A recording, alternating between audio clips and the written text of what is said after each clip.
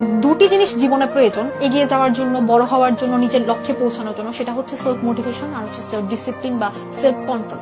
অর্থাৎ আমার নিজের মধ্যে নিয়ন্ত্রণ থাকতে হবে, আত্মনিয়ন্ত্রণ থাকতে হবে। আমার নিজের মনকে যখন আমি নিয়ন্ত্রণ করতে পারবো, তখন আমার মধ্যে আমি মোটিভেশনটা খুঁজতে পারবো।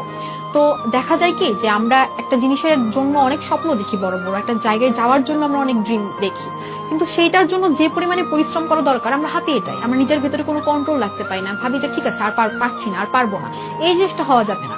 তুমি জাস্ট নিজেকে একটা প্রশ্ন করবে যে তুমি যেই জায়গায় নিজেকে দেখতে চাচ্ছ, তুমি কি তার জন্য এনাফ যে পরিশ্রম সেটা কি তুমি দিচ্ছ, সেটা কি তুমি করছো? এই প্রশ্নটা যখন তুমি নিজেকে করবে, যখন তুমি নিজের মনকে নিয়ন্ত্রণ করতে পারবে, যখন তুমি পড়ার টেবিলে নিজেকে বসাতে পারবে, সেই পরিশ্রমটা, সেই এফোর্টটা দিতে পারবে, তখনই তোমার মধ্যে সেলফ মোটিভেশনটা কাজ করবে।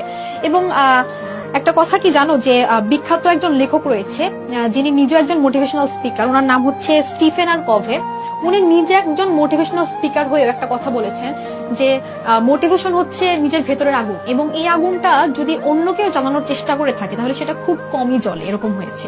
তো যতক্ষণ পর্যন্ত এই আগুনকে তুমি না নিজের ভেতর থেকে উজ্জীবিত করছো, সে আগুন কখনো জ্বলবে না। তোমাকে অন্য কেউ এসে অনুপ্রাণিত করতে পারবে, অন্য কেউ এসে অনেক বড় বড় কথা বলতে পারবে, জ্ঞান দিতে পারবে, কিন্তু সেই লক্ষ্যে পৌঁছানোর যে পথটা, সেই যে গন্তব্যটা, সেই পথে কিন্তু তোমাকে একাই হাঁটতে হবে। তাই নিজের ভেতরে নিজের শক্তি নিজে আনার চেষ্টা করবে যে তুমি কোথায় দেখতে চাও নিজেকে, এবং সেই জায়গায় যাওয়ার জন্য তোমাকে কি কি করতে হবে। এটাই হচ্ছে সেলফ মোটিভেশন। এটা না থাকলে তুমি দুনিয়ার যত বড় বড় মোটিভেশনাল স্পিকার এসেই তোমাকে মোটিভেশন দিক না কেন, কোনো লাভ হবে না।